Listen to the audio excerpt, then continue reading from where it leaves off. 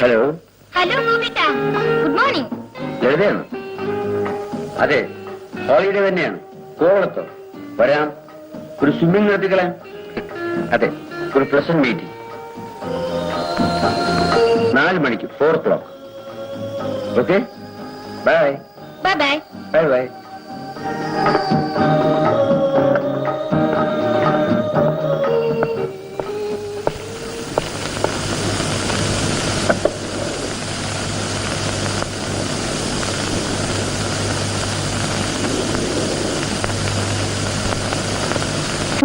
ലളിത, ഷീല, ലൈല, ഇനി എത്രയെണ്ണുണ്ട്? Swimming pool, pleasant meetings ശരിപ്പെടുത്തി തരാം.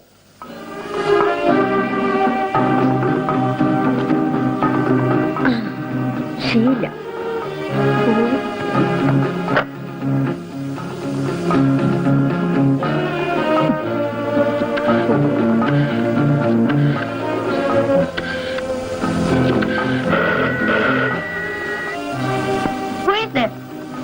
ഞാന് ഗോപിയാണ്.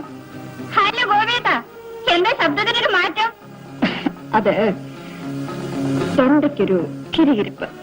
പിന്നെ ഷീല ഇന്ന് കോവളത്ത് വരുന്നു. കോവളത്തോ? എപ്പോ? ഇന്ന് വൈകുന്നേരം 4 o'clock. നമുക്കൊരു സ്വിമ്മിംഗ് നടത്തിക്കളയാം. പ്ലീസ്, ഷീല അവിടുന്ന് നേരെ അങ്ങ് വന്നാ മതി. ഞാനിവിടെ വെയിറ്റ് ചെയ്യാം. ഓക്കെ? ഓക്കെ. ലൈല, ശരി ലൈലേ, നിനക്ക് മജ്നുവിനെ കാണണ്ടേ? കാണിച്ചു തരാം.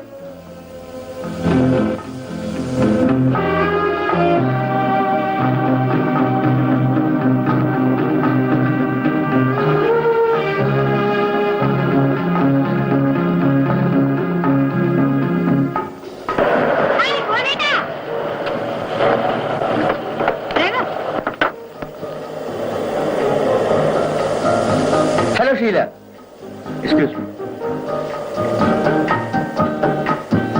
സോറി ഡാർലിംഗ്, 5 മിനിറ്റ് ലേറ്റായി. ലേറ്റോ? ഷീല എവിടെ? കൃത്യം 4 മണിക്ക് ഇവിടെ വരണമെന്നല്ലേ ചേട്ടൻ ഫോണിൽ പറഞ്ഞത്? ഫോണിൽ പറഞ്ഞു? ഞാനോ? ഓ, മതിയായിട്ടാ എന്നെ കളിയാക്കിയത്. ഹായ് ഗോപിയേട്ടാ. Hello Laila, excuse me.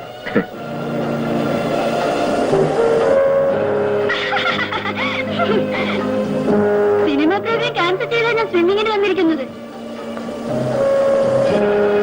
ഞാൻ ഫോൺ ചെയ്യുന്നുണ്ടല്ലേ? Thank you. ഗോപിയേട്ടാ വരൂ. Yes, coming. Come on. Hello Lalitha, meet my friend Laila. This is Lalitha. I said take it easy. Come on. Meet Miss Sheila. She is an angry beauty. മനസ്സിലായില്ലേ? ഓടിച്ചിരിക്കുമ്പോഴാണ് ഷീലയ്ക്ക് സൗന്ദര്യം. നിങ്ങളെല്ലാം നീതാമണ്ണവരല്ലേ? Come on, let us go to the waiting pool.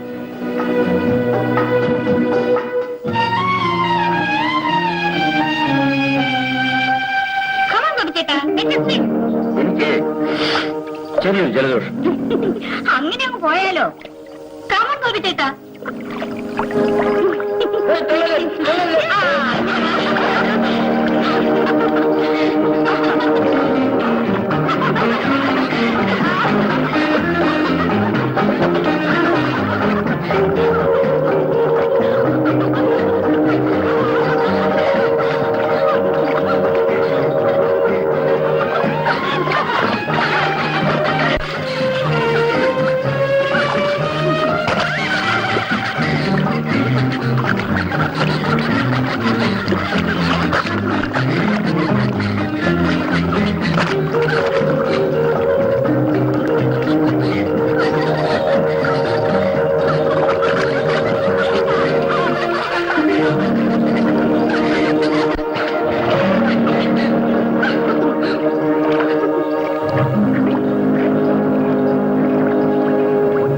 ഇവിടെ നിൽക്കുന്നോണ്ടാ അവൻ പൊങ്ങാത്തത്.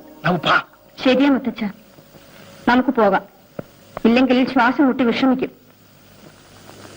തുറന്നങ്ങ് പറയുന്നതാണ് നല്ലത്. എടാ, നിന്നോടത്തെ കോവളത്തെ നീന്തി കുളിക്കാൻ ഇറങ്ങിയ ആ പെൺകിടാങ്ങൾ ആരാന്നാ ചോദിച്ചത്. അവരെല്ലാം എന്റെ ഗേൾ ഫ്രണ്ട്സ് ആണ്. വെറും ഫ്രണ്ട്സ്. വേറെ ഫ്രണ്ട്സ്? എടാ, ഒരു ഫ്രണ്ടിനെ പോലും കിട്ടാൻ വിഷമുള്ള ഈ കാലത്ത് ഇത്രയധികം വേറെ ഫ്രണ്ട്സിനെ നിനക്ക് എവിടെ നിന്ന് കിട്ടി? എടാ, അവരെല്ലാം നിന്റെ പണവും പ്രതാപവും കൊണ്ട് പുറകെ കൂടിയിരിക്കുകയാണ്. നീ കുഴപ്പത്തിൽ ചാടരുത്. മുത്തശ്ശനെ തെറ്റിദ്ധരിക്കുകയാണ്. ഞാൻ ആവശ്യത്തിൽ ആരോടും എടുത്തിട്ടില്ല. ഇത് ഞാൻ വിശ്വസിക്കണോ? വേണമെങ്കിൽ ഞാൻ വിശ്വസിച്ചേക്കാം. പക്ഷെ നാട്ടുകാർ വിശ്വസിക്കില്ല. പറയടാ, നീ ഉത്തരവാദിത്തമുള്ള ഡോക്ടറല്ലേ? നീ കണ്ട പെൺപിള്ളരുമായിട്ട് ഇങ്ങനെ കൂത്താടി നടന്നാൽ നാട്ടുകാർ നിന്നെ പറ്റി എന്ത് വിചാരിക്കും? ഈ കൂട്ടുകെട്ട് നിനക്ക് നല്ലതല്ല. നീ ഇപ്പോഴും ഉപേക്ഷിച്ചില്ലെങ്കിൽ ഇത് നിന്റെ ജീവിതത്തിൽ എല്ലാ സുഖവും സമാധാനവും നശിപ്പിക്കും. ഓർത്തോ?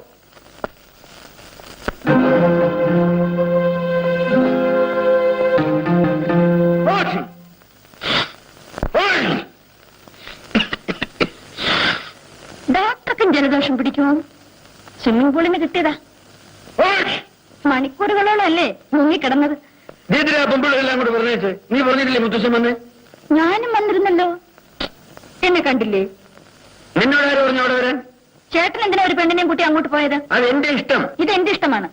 നീ അതിരി കിടക്കുന്നു. മുത്തശ്ശൻ നിന്റെ ഒരു പഴയ കണക്ക് ബുക്ക് വന്നിട്ടുണ്ട്, കുറെ താക്കോലും.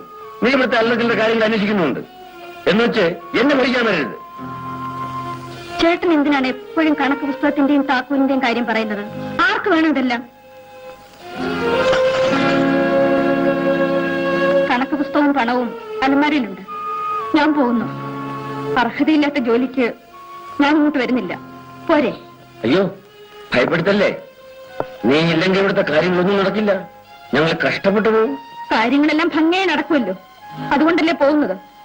ഓ, അഹങ്കാരത്തിന് അതിര് വേണം.